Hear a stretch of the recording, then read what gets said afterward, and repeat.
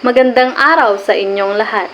Ngayon, nais kong ibahagi sa inyo ang kahalagahan ng pamilya sa ating buhay.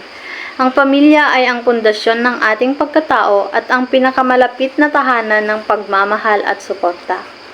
Sa pamilya, natututunan natin ang mga unang aral ng pagmamahal at pag-aaruga. Ito ang lugar kung saan tayo tinuturuan ng mga magulang natin ng mga mabubuting asal, moralidad, at respeto sa kapwa. Sa pamamagitan ng pamilya, natututunan natin ang kahalagahan ng pagtutulungan at pagbibigayan.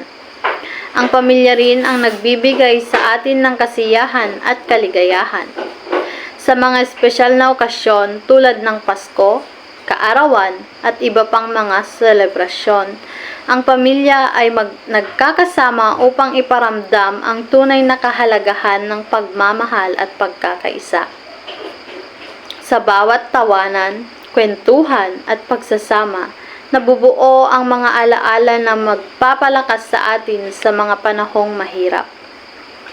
Sa mga pagsubok at hamon ng buhay, ang pamilya ang ating sandigan at suporta.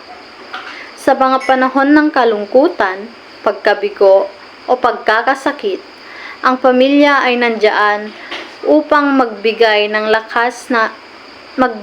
lakas at pag-asa. Sila ang mga taong handang makinig, umintindi at magmahal sa atin sa kabila ng lahat.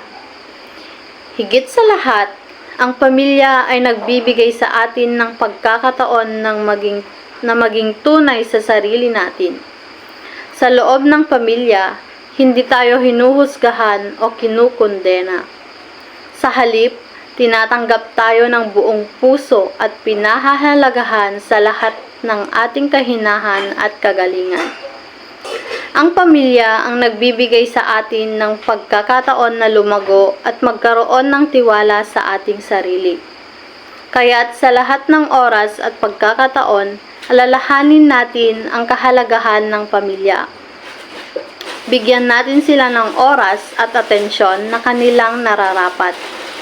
Magpakita tayo ng pagmamahal at pasasalamat sa kanila sa pamamagitan ng mga simpleng gawaing nagpapakita ng ating pag-aalaga at pagpapahalaga.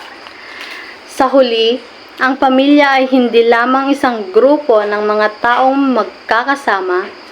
Ito ay isang espesyal na tahanan ng pagmamahal, suporta, at pagkakaisa. Ang pamilya ay ang pinakamahalagang kayamanan na dapat nating pahalagahan at ingatan sa ating buhay. Maraming salamat po at magandang araw sa inyong lahat.